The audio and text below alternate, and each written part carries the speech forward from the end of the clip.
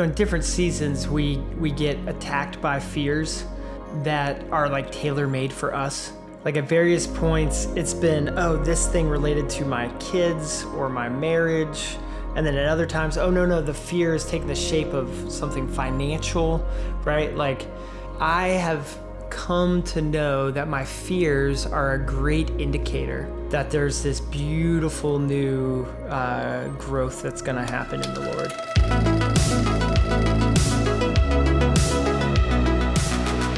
What's up, everyone? Welcome to the show. Stoked to have you. My name is Josh Doyle, and you are listening to No Longer Nomads. And I just want to remind you that we have merch incoming soon. We are going to release at like the 50th episode mark. So definitely keep an eye out for that. It's going to be pretty sweet. We've been building some designs. I'm a big design guy, brand guy, love all that stuff. So hopefully the t-shirts look pretty rad and you want one for yourself. But today, a phenomenal episode we have on Will Acuff, and he wrote a book called No Elevator to Everest. And basically, it's a really open and honest book and super raw about his journey to finding him, like basically doing a self-awareness, but it's spirit-led. And he lays out tips and tricks and exercises that really will change the way that you attack your day. And the way that you can regulate through emotions. It's a phenomenal book. I highly recommend it. And it is worth noting that we have a newsletter now that we just started sending out. And if you want to be in on the latest Nomad stuff, whether it's t-shirts incoming, whether it's live events or new podcasts or any of that, we are going to start sending stuff out. In fact, we've sent a couple emails out already, so definitely jump in, go to nolongernomads.co, and you can sign up for the newsletter. And so definitely want to also say thank you for all the encouraging notes you guys are writing into the show. That means a ton to me. If you have people you want us to interview, topics you want us to cover, let us know. Definitely keep writing in. To me, that just keeps me going because at times you just go, I think people are listening. But thank you for that. And then also, if this episode or past episodes have encouraged you, shoot it over to a friend. Send a text. Say, hey, check this out. That's how this show can grow, can build. And lastly, I'm learning with you. I want you to know that I am not some expert that knows, all of these topics that we cover, but I just bring on people that are a few steps down the road that have some expertise in some areas. So I am learning with you. And so I hope that you guys are enjoying this. I enjoy putting them out. So thanks for tuning in and check out this episode. Why is this fear like feeling like 10 out of 10 in size right now? And start to get curious. Yeah. So how do you deal with that? And I'll do the intro in a sec, but we're rolling, so might as well. Yeah, man. Yeah. So how do you deal with that? And I love that in your book you talk about if there's fear, something that rises up. Yeah. You lean into it, you explore it. I love that. Yeah. I mean, so the first thing is to realize, I think that your fear is not going to kill you, right? Like our fear can be so big sometimes that we want to, like our instinct is to pull away from it, right? And so the first thing I do, like this morning, no joke, my wife and I, we just finished like the last payment for her grad school, right? Yeah, very exciting. And it stretched us, right? And I start feeling this fear of, oh, there's not enough to make me feel safe right now, right? And so I'm feeling that tension. And so this morning when I woke up, like one of the first things I did, and I do some version of this every single morning, I make myself a little cup of coffee. I've got a coffee maker right next to my bed so I don't wake up my kids by like banging around the kitchen, right? And then I sit in this one chair by my window and I get still. I do a little breath work, right, to kind of calm my body and settle in. And then I ask the Lord, hey, I'm in this fear right now. Would you give me wisdom and insight? Would you teach me what you would have me know about it, right?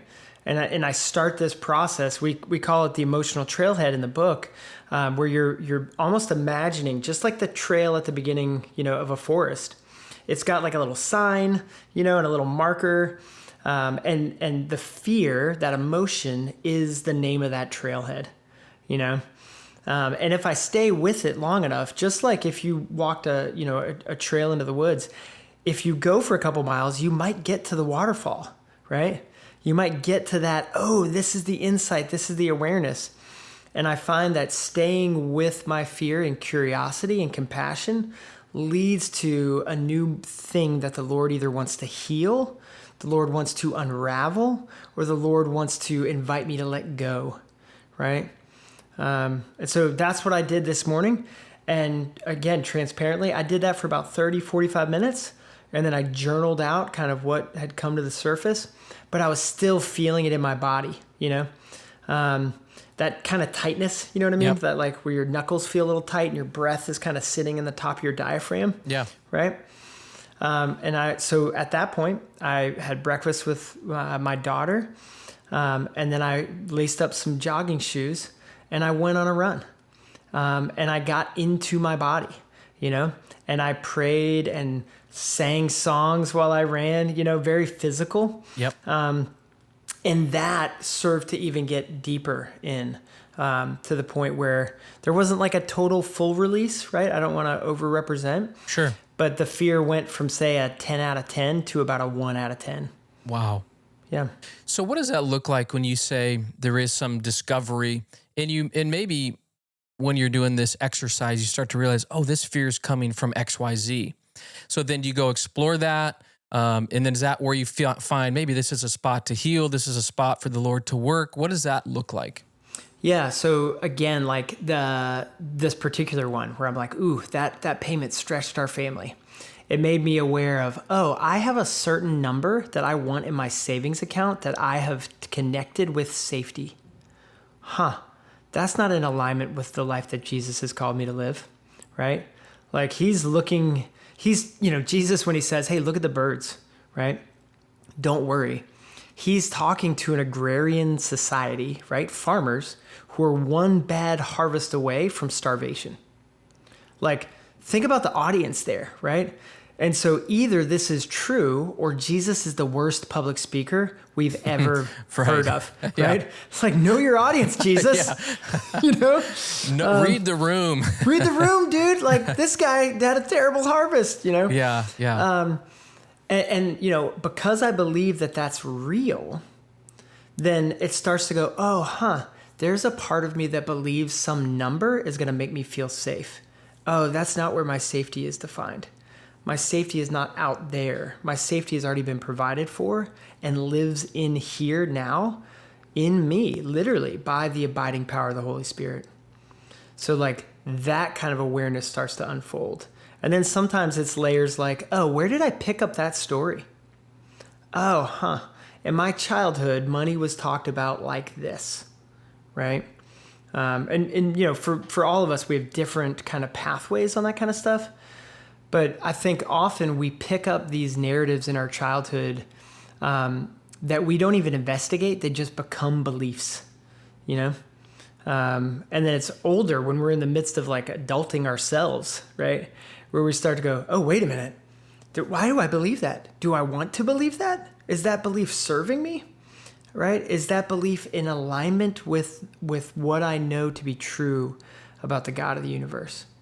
I love that. And man, our minds can get out of control quickly. Fast. And very quickly. And having kids really hit different emotions that I never experienced for 27 years, and all of a sudden, what is going on, Yeah. Tell me about that. Like, what did you first notice? What happened? So fear, so let's say if a kid got hurt, like for one example, my oldest River, he burned his feet and massive blisters on the bottom of his feet. Like we thought they were going to have to debride it. It was gnarly. He was standing on some metal platform in the middle of summer. And my wife was talking to a neighbor and she didn't notice that he was literally frozen in pain on this thing. And then he started to kind of, ow, and grabbed him. And they had to bandage him up and everything. It was brutal. But this out of control sensation, and I'm ashamed to admit, I took it out on my wife, right? Was giving her the look, was telling her like, I can't believe you let this fear Yep. brought up an anger in me. And like, I was out of control. I was just scared. I was terrified. Totally. And I thought the worst of the worst. But I mean, what's so funny, the next day, River comes out, his feet are bandaged. We were like, is he even going to sleep tonight? He's probably got in so much pain.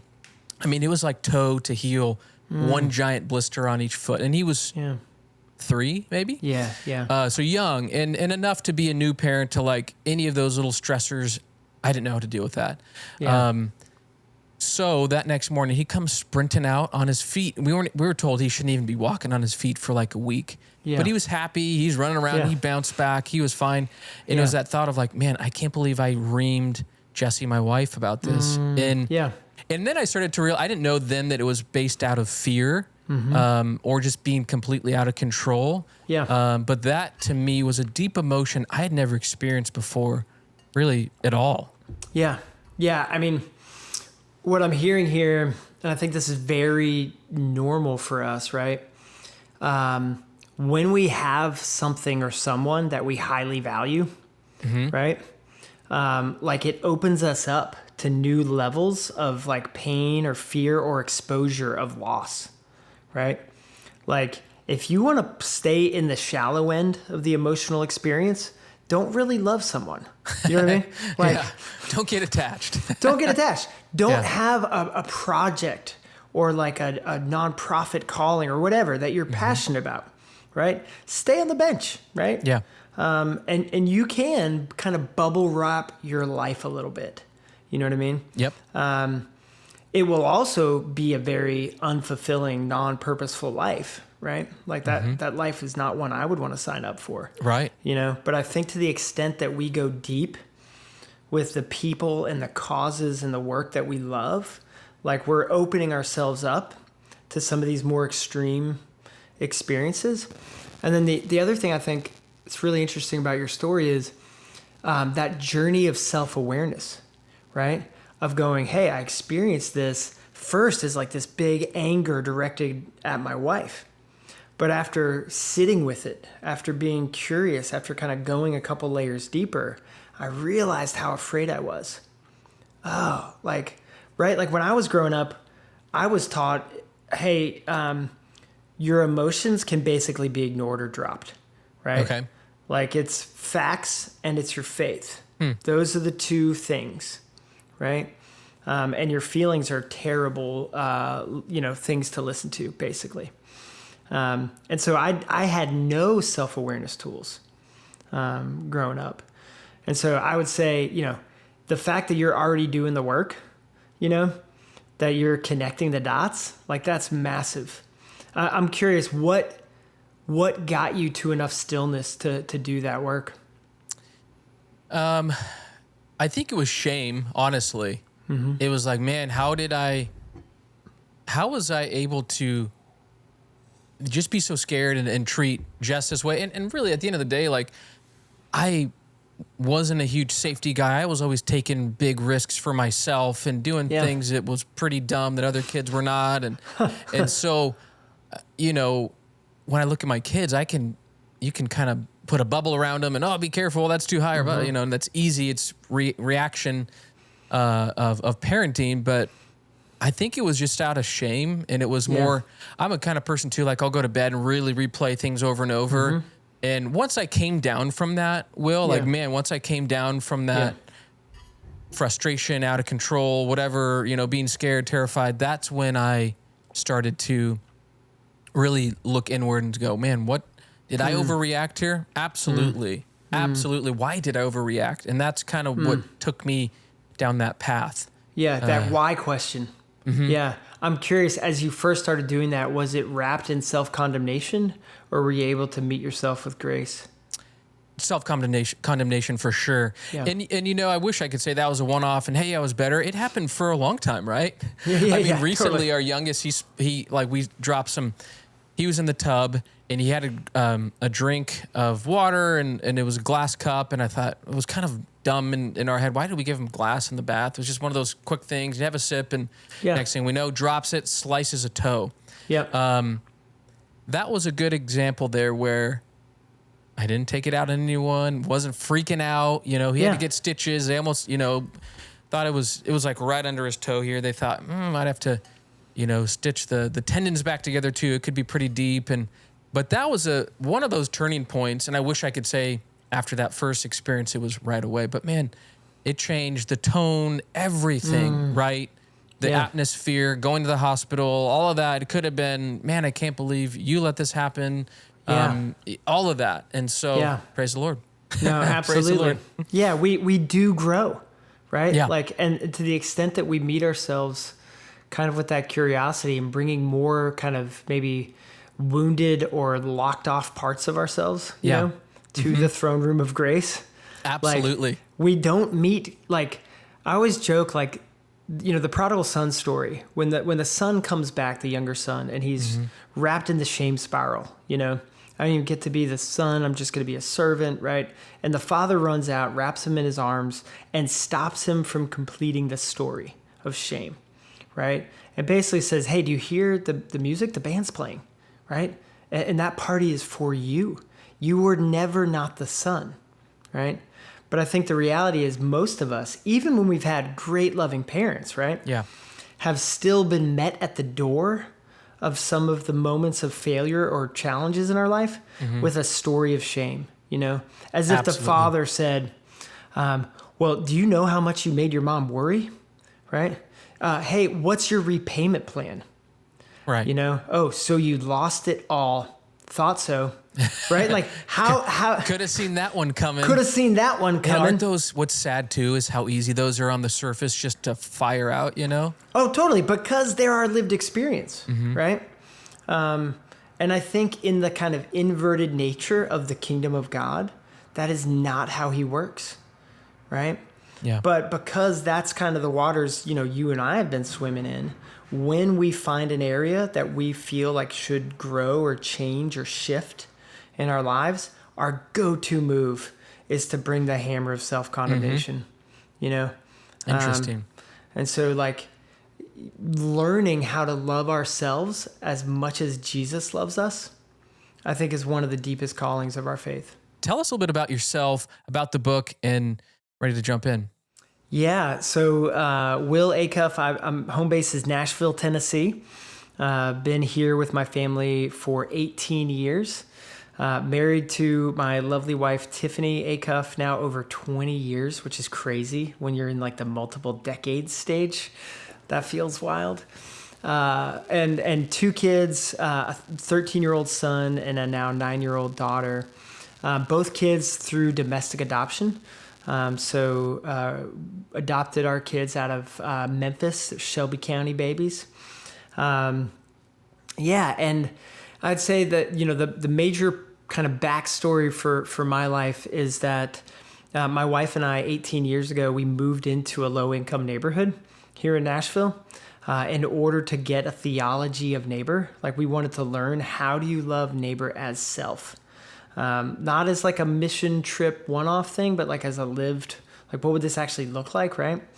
And so we moved in, and my wife, she's incredible and very tough, she got a job at the men's prison.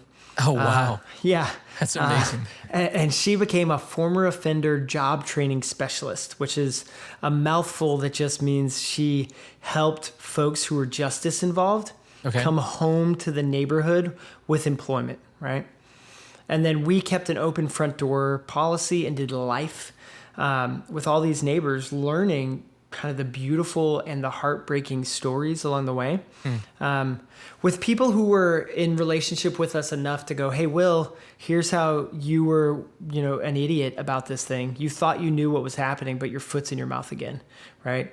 Or, hey, this is way more complicated than you thought. Or here's your bias showing up, like whatever it was, right? And 5 years of that led us to launch a nonprofit called Corner to Corner, because we saw these amazing neighbors with God-given passion, creativity, and drive, but there was not a way, like a bridge into the marketplace, right? To turn these skills into a money-making reality. And so Corner to Corner launched in order to start basically small businesses, give folks a chance at being entrepreneurs. So much fun. And so we did that, and it went from our front porch, all the way now. We've graduated 1,600 entrepreneurs. Last year put 37 million back into the neighborhood economy.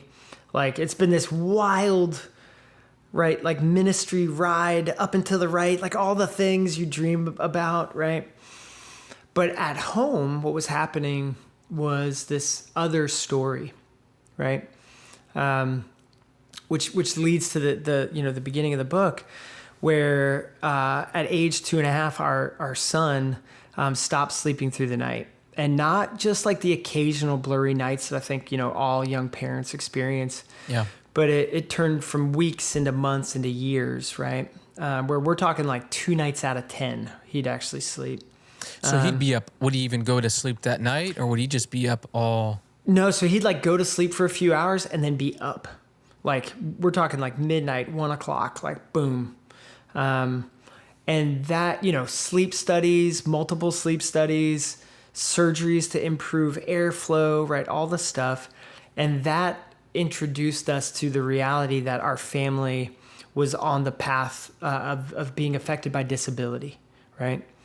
And, when you're first on that journey, you think you're going to get the answer. You'll find the doctor, right?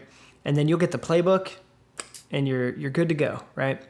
But what we discovered was that it was much more a journey of slowly unfolding discovery that felt much more like wandering in the dark than having a clear path. And fast forward, our son, he's been diagnosed with autism, global cognitive disability, like several things on what you might call like the neurodiversity side of the world. Yeah. And then over the last couple of years, he's also been diagnosed with a rare neuromuscular genetic disease. So we're in the rare disease category. That, to give an idea on that side, it's a glycogen storage disease, which I didn't know any of those words, right, before being in that doctor's office. Yeah. I probably would have left going, honey, what was that word he used? And she would tell me, write it down, and I would probably still forget it. Yeah. I had to do a lot of Googling. Okay. But what it practically meant was like his bigger muscle groups wouldn't process like sugars properly. Interesting. So like he could run a 40-yard dash, and halfway through his muscles would lock up as if he'd been exercising for 3 hours. Dang. And then he'd have to get his kidneys flushed at like Vanderbilt here in Nashville, right? For like days at a time. And what was happening essentially was at home was I was still trying to apply the like problem solve mindset that I had learned to apply out there in the world, right? In work situations and right, like here's the problem, here's the solution. All right, awesome. Next problem, next solution. But at home, my son was not responding to any of that, right? Which, by the way, like people don't respond to that. People are not problems to solve. They're people to know and enjoy, right? And my wife, in her own journey, and I have permission to speak about this, in the intensity of our day-to-day life, she experienced acute clinical depression, right? And she was diagnosed with a complex PTSD diagnosis. And so she's experienced the kind of depression where it's tough to get out of bed, suicidal ideation. Yeah. And I try the problem solve mode with her too, right? Like I'm going to somehow save you, right, out of this. And I finally got to like an emotional breaking point about 4 years ago, because I was just trying to carry the load, right? Yeah. Over and over and over again. And my wife had found this amazing trauma like therapy center, and she went for like 6 days, and she came home with like new tools and just, you know how sometimes you in loved ones you can see a glimmer of new hope and creativity? Yeah. Right? I'm seeing those seeds. And I was like, oh, this could be amazing. And then she looks at me and she's like, and you have to go too. And I was like, aren't we therapized enough, like as a family? Can I get the Cliff Notes or something? Yeah, 100%. Hand me the notebook. I'll read it. We'll have the same language, Because again, my mind is still, I'm I'm glad you got something that fixes you. Yeah. Because you're the problem, right? The arrogance of it. Ugh. Well, my wife is an Enneagram 8. If you know that world, like the challenger fighter role. We're both Enneagram 8s, which is like, that's a whole other podcast episode. Yeah. But I went, right? She drew a line in the sand and I went to this place.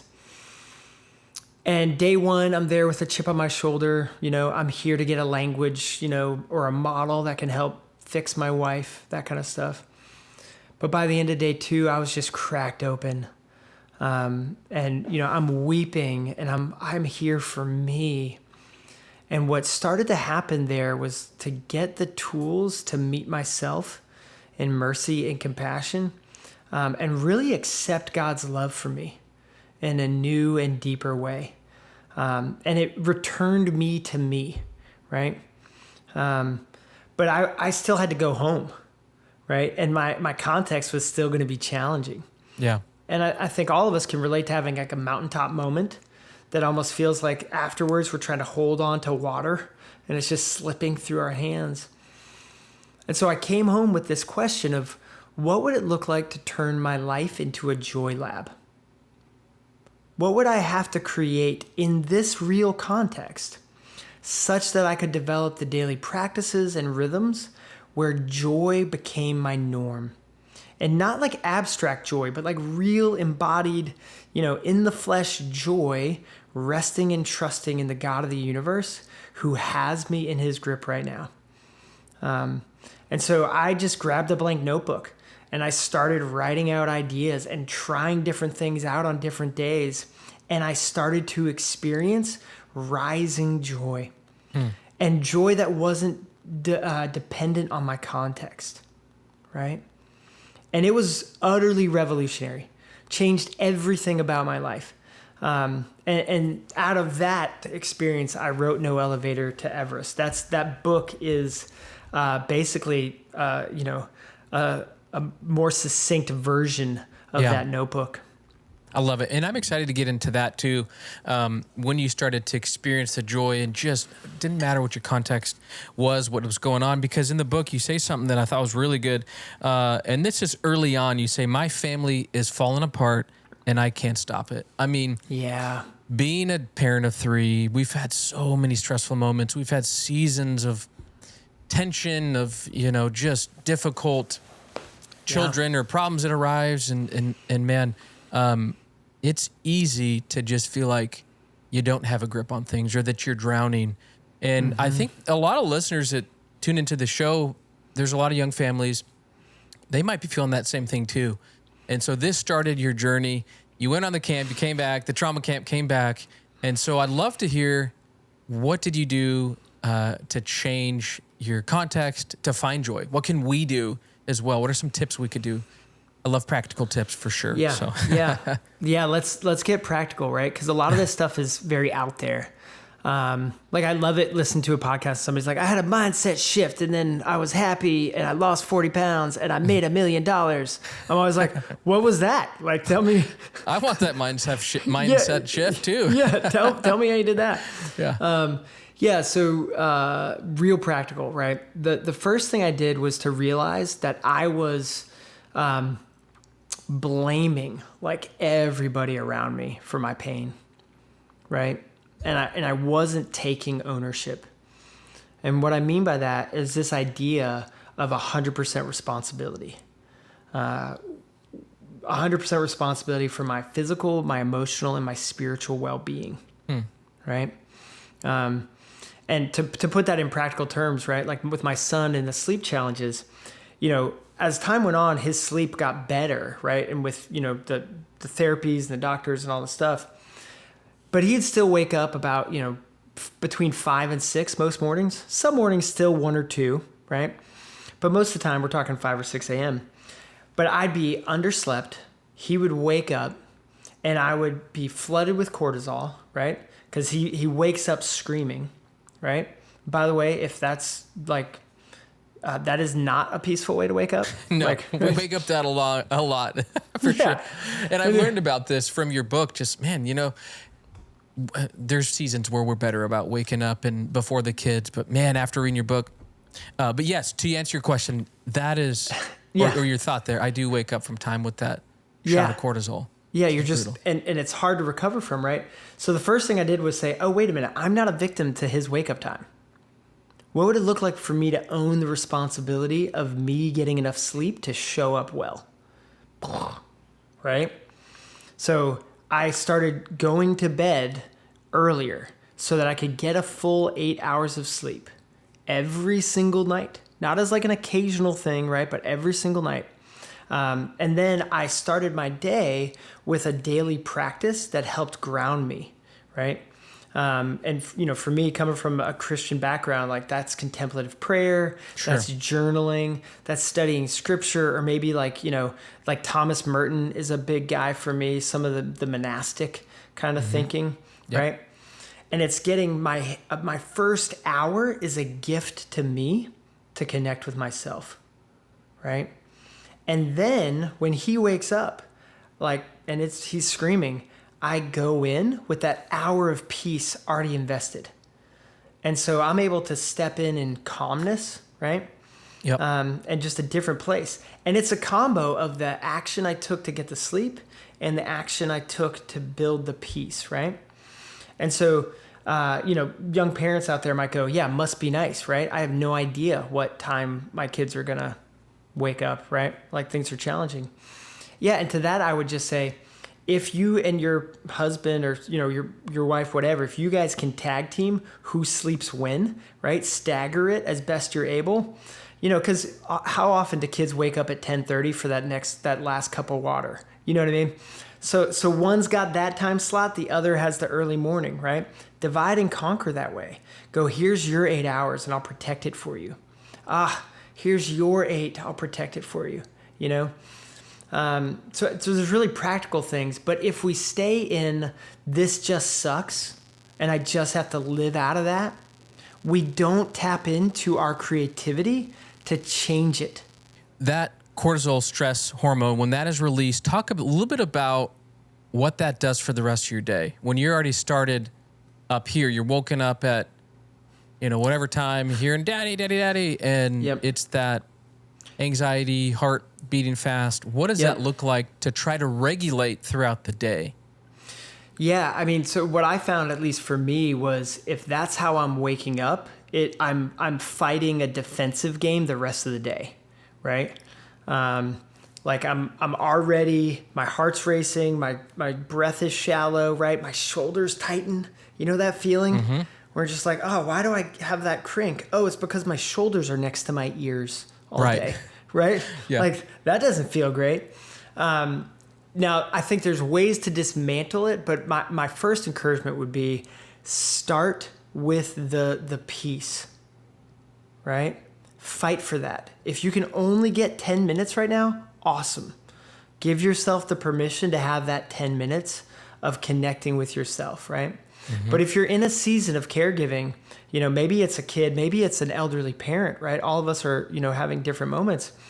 Then the next thing I would say is don't let the start of your day define how you're going to practice the rest of your day, right? And I find there's a really good mental exercise that you can do no matter what you're shifting into, right? So I'll give like a practical example. Let's say you're a young mom and you're juggling a million things in the morning. And after you get the kids dropped off at school, you're trying to get back into the office, right? Like that's the story of so many, or you're working remote and you've got to open the laptop and, act like you're totally prepared, even though like you have peanut butter from sandwiches smeared on your, face and you're exhausted, right? So the invitation or the practice would be before you open up that laptop, before, you head into the office, maybe you're sitting in your car, take a couple minutes, like 2 or 3 minutes, not long, and do a 4x4 breathing exercise. Right? 4 in, 4 out. Get your body still, right? And then mentally imagine all of the things that you worked on that morning, right? Your eyes are closed, you're imagining this, and imagine all of it gently folding into a box, right? And just imagine it's all in that box. You just put it away, right? And imagine yourself reaching out and grabbing the box that is my work, right?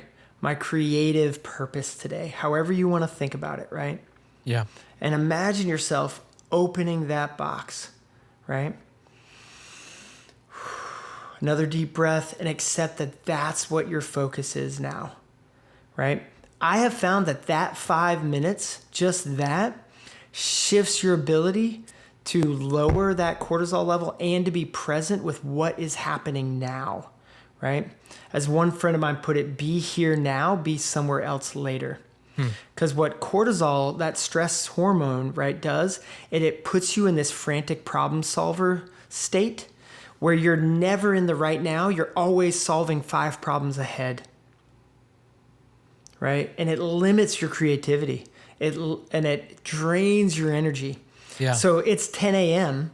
and you're thinking about what time soccer pickup is at 4:30, right? And you're not right here, right? Yep. So that would be one practice. Literally envision closing the box on the morning and unpacking the box that you're going to focus on now. I love that. So good. So what does that morning look like? You talked about a little bit, any other tips? Do you do breathing exercises in the morning too? Every day. Yeah. Do you get up about an hour before your kid? So tell us a little, run through that. I'll go super nerdy. Okay? Let's do it. Yeah, let's do it. And people are going to be like, this guy is too intense. But it just, if you're listening, I started with 10 minutes. It's grown to this, right? So start where you are. The first thing I did, like I said, I go to sleep earlier the night before. I took the excuse of I don't want to wake up my wife off the table by getting a watch that has an alarm function and it just vibrates. So wakes me up without waking her up. Nice. Right? I practically moved a single cup K-cup, right, into my bedroom so that my kids don't wake up in the kitchen, right, or hear me in the kitchen. And then, like I said, I have that chair by the window, right? So I have the scene set up. Sometimes we don't ever get started with a daily practice because we don't know where it takes place. I like that. So you got a spot that's here every time. Yep. Set the stage for yourself, right? It doesn't have to be fancy. Like figure out where it can practically happen. I think some people are like, I can only really do, stillness and prayer if I'm at the middle of a trail, Right. Like this, and it's like, okay, cool. You'll see that twice a year. You know what I mean? But you're already in your bedroom. You could do it there, right? Yeah. So that's the first thing. And then my routine is a cup of coffee. I get still. I first do a 4x4 breath work, right? 4 in, 4 out. I do that 4 times. And then I think about what thing I'm feeling the most in that moment. Right? And this goes to this idea that none of us wake up neutral. There's not a human on the planet who wakes up in the morning and is just like, there's nothing that is attacking my brain right now. Right? All of us wake up and it's, oh man, this task list. Or, that conversation I had with my wife right before bed last night. Right. Or wait, did I sleep in too late? Right? Whatever it is, we wake up kind of running through this checklist. And normally there's a lot of fear, maybe hope, whatever, churning through us about the day. And so I take that first, little chunk of time to get curious about that emotion. And I think about that as the kind of internal landscape. And I want to pay attention to the thing I'm feeling the most, right? There might be 9 things I'm feeling, but what's the biggest kind of mountain on the landscape? So I'll go to that, right? And I'll get still and I'll ask, why is that the biggest thing I'm feeling? And I'll start down that emotional trailhead exercise, right? And along the way, I will invite the Holy Spirit. I will say, hey, Holy Spirit, you know me better than anybody. Yeah. Right? And if there are parts of myself that I am hiding from you, would you shed light on those? Right? Then Augustine has a quote about this that God, I'll only know these inner parts of me if you shed light on them. Right? This is search me and know me, O Lord. This is David, the psalmist, right? This is super biblical. Sometimes people are like, oh, this sounds whatever, right? But no. Like, this is what David was up to, right? This, in my opinion, is what Jesus was doing when he was communing with the Father in the lonely places that he would retreat to, right? He's getting his heart tuned to the Father's will, right? And so that's that first chunk of time. After that, I'll usually do another type of breath work, like a 4-7-8 pattern that people can Google.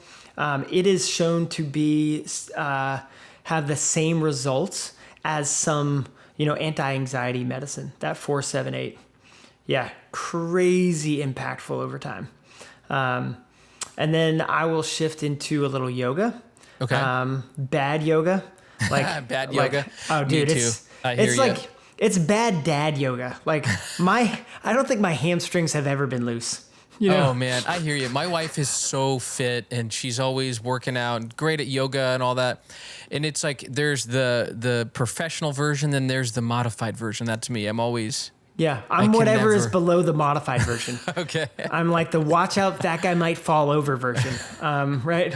But that's awesome. But it again connects me into my body more, Sure. right?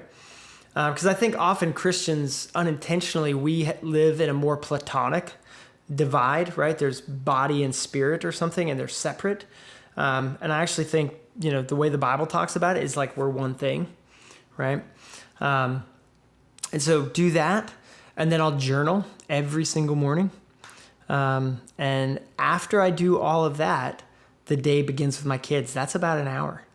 So that whole process is about an hour. Mm-hmm. That's incredible. And you've broken it down to all those things to probably, when the day starts, you probably feel a little bit more prepared for it to meet it head on versus that daddy screaming to wake you up. I start my days, like every day is a launch day. Like I can't describe how different it feels. So was this when the joy really started to take off in your life? Did you start to explore some of these areas and really shift and put things in perspective to be able to be more present at home? Yeah, I mean, being present with myself allowed me to be present with my family, right? So you take your kids, the fear that comes up when your kids are maybe going to do something dangerous, or maybe they're behaving in a way that you don't like, right? Oh, or maybe behaving in a way that you don't like in public. Yep. Oh man. And the instant kind of emotional, I'm feeling shame now. Now I'm feeling anger. Now I'm feeling judged. Totally. These 9 people know that I'm the worst parent in the world, right? Yeah. Like just proved it. Yeah. I mean, right? And instead being able to go, oh yeah, I see all that unfolding in me. Okay, I can release that. I can see it, I can feel it, I can know it, and I can let it go. And then I can go, what is my kid actually trying to show me that they need? How would I be present with them? And by doing that enough times, I'm not jumping into reaction mode. I'm not perfectly, right? I don't want no listener to go, this guy's figured it out and he's a total saint. That's not what I'm saying, right? Ask my kids. There are times where I get this wrong, right? Or I rush to judgment because I'm feeling judged, right? But more and more, I'm able to stay in presence. Like an example from the book, there's this moment where, we knew this after school event for my daughter would be tricky for my son, just like sensory overload and some other stuff. So we took 2 separate cars on purpose to kind of, prepare for this. And when I went to transition my son to time to go home, he started getting dysregulated, right? Like that's the fancy word in the kind of disability world for like a mental and emotional kind of big energy, right? Yeah. And my son's a big dude. Like he's on track to be 6'10". Wow. Yeah, man. He's in a men's size 14 shoe now. And how old is he? He just turned 13. Golly. Yeah, and I'm pocket size. Like anytime somebody meets me after having met me on Zoom, they're like, that's right, you're about Zoom size. You know what I mean? And so we're transitioning to the car. It's getting harder. And, at some point, like his body itself just becomes so uncomfortable for him, And I can't imagine what it's like for him, right? Because he's experiencing something different than I'm experiencing. But we're driving down the highway, and he can't control his body, and he, boom, kicks out and cracks the windshield, right? Like that's how strong this force was. Spider webs, And if you've ever heard like a windshield crack, it sounds loud. Yeah, it's so loud. Like it's, instantly you go into kind of fight, flight, freeze mode, right? And he got real still, like it was a scary sound. And I had this moment of awareness because of doing the work repeatedly where I went, I'm so angry this just happened, right? And then I thought, I see you, anger. That makes total sense. But I need to put you right over here, and I'm going to come back to you later. And right now, we need to be still and present with our son, right? Like that was kind of the internal processing. And so I got really still in real time. He picked up on my stillness, right? He calmed down. We drove the rest of the way home, I helped get him into the house. Helped get him into kind of a place that's very peaceful for him, right? Low sensory, and got him situated. And then I walked back to the kitchen, right, where he can't see me, right? And then I connected with my anger, and my fear, And I said, oh yeah, I'm not trying to tell you not to be here, right? And I felt it. Right? I felt the anger. I felt the fear, right? That could have gone so much worse. He could have cut his foot. His foot could have gone, right? All the things, right? Because like you, our kids have had stitches in their feet, right?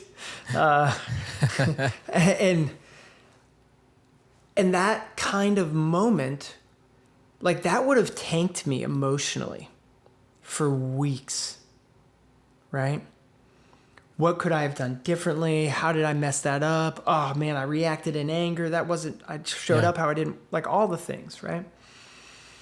And instead, like that was a 15-minute journey, And I felt it all the way through. I was there for my son, and then it did not become anything else. It was just that moment. Praise the Lord. I mean, that's really wild to think that could take you weeks, like you were saying, to get out of your system. And it's so easy for parents, like you said, to shame, I can't believe you do this, and belittle, and that's going to cost so much, and man, and just make them feel like they're an inch tall. Man, that's awesome. I love the practicality, and I love this conversation. I'm having a blast with it. I have so many questions, and I haven't gotten to any of them, which is great. And I love that because we're having and you're hitting most of them, which is great. Let's go back to fear a moment. And you say some stuff that I think is super important, but why do we not want to, and I know men are more this way, but why do we not want to explore our inner self? Why do we want to avoid emotions? Is there anything that you've picked up on over the years? Yeah, I mean, let me first just address, my context. I'm a pastor's kid, right? Raised in the evangelical world, right? Like that's where I'm coming out of. And I think a lot of times, unintentionally, right? Like I don't think this was on purpose. I think it just kind of happened. I learned, and I see this pattern all the time, I learned how to do work out here, right? And I'm kind of pointing away from myself, right? So I learned how to be a hard worker or a problem solver, right? And almost like this hero mentality. I learned how to hero people, right? And if I felt something big, even as a kid, right? Phrases like, well, I'll give you something to cry about, right? Yeah. Right? Like I learned all these times that what was happening inside of me was not the thing. The thing was out here, right? And I would go so far as to say, so theologians for thousands of years have said the journey of faith is knowledge of God and knowledge of self, right? Like Augustine doubles down on that. Yep. I think David does, right? And Calvin says, true faith is knowledge of God and knowledge of self, right? Like, Yeah. this is not a new idea. But in the West, by and large, we've said, no. The journey of faith is knowledge of God and knowledge of self, just to the extent that you're a sinner who needs Jesus. But after that bit of knowledge of self, just ignore all that and get as much knowledge of God as you can. That's how faith develops, right? But to me, this is tying one leg behind your back and hopping down the path of faith, right? Versus actually learning how to walk it. And so I think for so many of us, we have developed tools only for one part of our life, right? And don't hear me say, like, I'm not trying to say you shouldn't seek knowledge of God. You should, right? Yeah. But you should give the knowledge of self the same kind of level of passion and curiosity that you do of the Father. And if for no other reason, then, hey, guess what? You're an image bearer of the Most High. Right. You reflect a little bit of the glory of God. Wow. And then I'd also say the other tension is, John 14, Jesus says, hey, I'm sending you the Spirit, right? Who will be with you forever. Yeah. And he even goes so far as to say, it's better if I leave and the Spirit comes. How radical. How many Christians do I know just go, man, if I could only really meet Jesus in person, then I'd believe more or whatever. And Jesus is like, no, that ain't the way. Like, I have set you up for success. I have sent you the Spirit, right? And then he says where the Spirit will be. It will be in us, right? And so you set up this dynamic tension where we as Christians in our culture have learned that I only seek God out here, right? And so it's as if we have the Spirit in us and we have no tools to go inward and kind of get connected to him and what he's up to in our hearts. I love that. And another thing that you'd mentioned in your book that I think is really powerful is when you are experiencing these big emotions or whatever, if you're out, say, getting ice cream with the family and something happens and kid drops her ice cream, you got to go back and pay for another one or whatever, something that can really tick you off, make you angry. You have this thing in your book that's the I am experiencing versus I am angry. I am so mad, and I'm going to sit in that and relish in that for a bit and make everyone else around me feel it too, versus saying, I'm experiencing this. Share a little bit more about that. Yeah, it's this idea that, that the framing of our thoughts actually matters, right? And the neuroscience is showing this, right? Like, if you think a certain pattern over and over and over again, your brain actually rewires what wires together, or rather what fires together wires together. So if you are constantly saying, I am angry, right? You're actually teaching your brain how to stay in that place longer and better, right?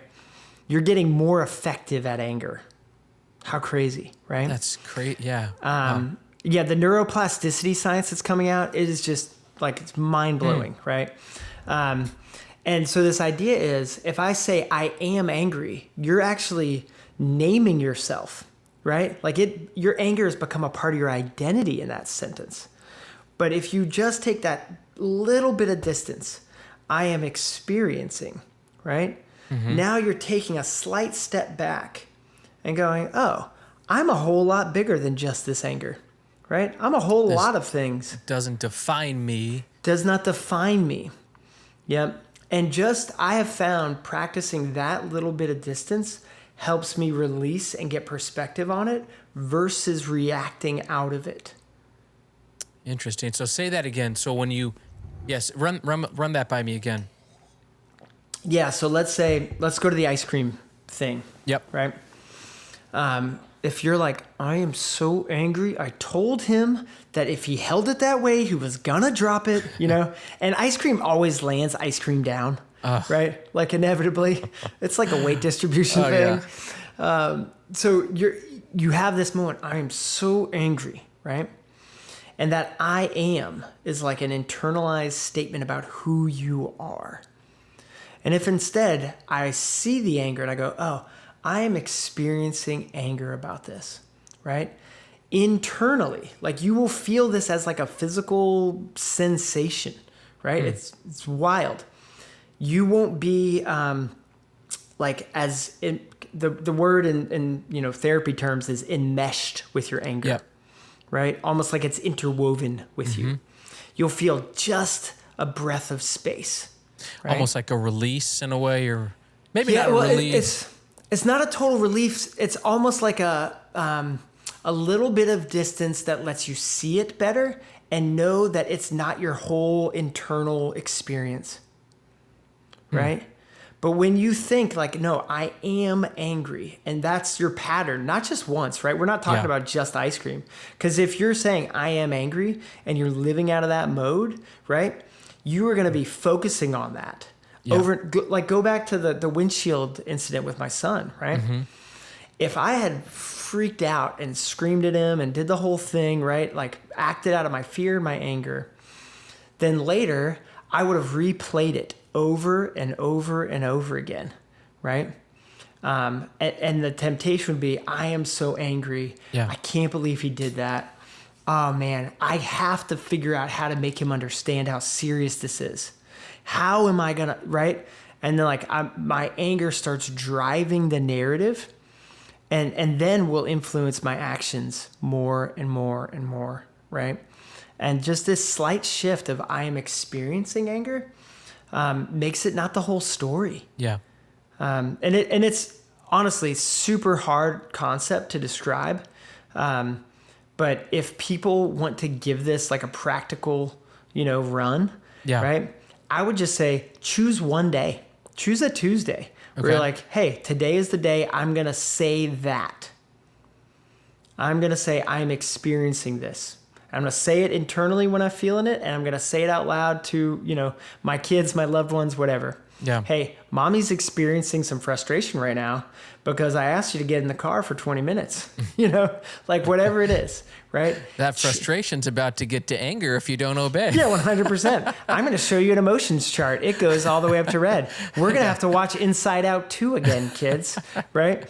I love that. But like choose a day and practice it, right? And at the end of the day, grab 10 minutes of reflection. Did anything feel different today? Did any of my actions change? Just try it on. I love it. So let's leave with this final thing for the audience. So they're saying, I want to conquer the day. I want to start early. I want to do what Will does. What's the first step to take? What would you encourage them to do first? Yeah, man. I mean, first, please, I'd be terrible as an author if I didn't say, just order the book, right? There's tons of details there. No elevator to Everest. But the first thing I would start is give yourself permission to start to be creative about living differently. That's the step one. So often we're in a place of going, this is just the way it is. And and we establish these routines and patterns, whether they're good or not, right? And totally. Yeah, it's happening to me. Yeah, it's happening to me, right? So give yourself the permission. Like I do some coaching, right, on the side of and I'll often run into like executives, right? Like high-powered C-suite people who will say, I feel burnt out. I'm experiencing too much stress. And then I'll ask them, well, what's something that gives you life? That like feels really good. And they'll say, oh man, there's this park near my house. And earlier on in my career, I would sometimes go and take walks there. Okay, why can you do that now? Like, oh no, I don't. They'll have a million reasons why they can't. Yeah. Right? But then inviting them to give themselves permission, even to just walk there 10 minutes, right? Every other day, right? Is that first kind of, they go, oh, wait a minute, I can do this? This is okay. And I think, like you said, Josh, there's a lot of young parents out there who the landscape of their life has changed so tremendously with kids, right? There's just no way to anticipate. Those little dudes and dudettes are throwing hand grenades everywhere, right? And so it's very natural for us to get into reactive mode, right? Yeah. But we serve the God of the universe, who is the God of all creativity, right? And he didn't say, I came that life would suck and suck to the full, right? Like, that's actually not what he said. At times we can feel that, right? I mean, totally. goodness, and we believe that. We act like Oh, one day it'll get better. Well, when's that? When I die. What? That's what no, Jesus said, I've come that you may have life into the full. Yeah. Right? And that wasn't, you can only have a good life when the context is easy. Yeah. He's inviting you into that right now. So the practical thing is invite yourself into permission to do 10 minutes of starting with connection to self, right? And ask yourself, what would joy actually feel like? And then you might find, oh man, joy would feel like a cup of tea on my back porch. Yeah. Oh, start there. Don't overcomplicate it. We don't have to build the spreadsheet. Build the first move. I love it. So good, man. Well, thank you. Where can we point people to find your book? Yeah, Amazon is a great, place. No Elevator to Everest. You can also go to noelevatortoeverest.com. Okay. And we actually, if you sign up there for like the Substack, right? I send out a weekly newsletter. Oh, nice, man. Then you get this download of like finding your daily practice. It kind of takes you through practically identifying some of this. And it's kind of 10 days to 10x joy, right? And so you can get that at noelevatortoeverest.com and try to, start to try on some of these things. Because at the end of the day, like none of this stuff works unless we practice it. And not practice it like we're trying to get a new gym trainer who hates us, we think. You know what I mean? but practice it with playfulness and self-compassion. I love it. Well, man, I've learned so much from you just in this conversation and from your book. And for those of you listening, absolutely snag the book. It is phenomenal. And one thing you said, Will, that stuck with me from this conversation was, and I think about our kids, is they're not to be a problem to solve, but to be known and loved, man, and to enjoy them. I think that is so key. And so, man, thank you for this conversation. And for you guys listening, thank you for joining us on this episode of No Longer Nomads. We release every Tuesday at 5 a.m., and we'll see you on the next one.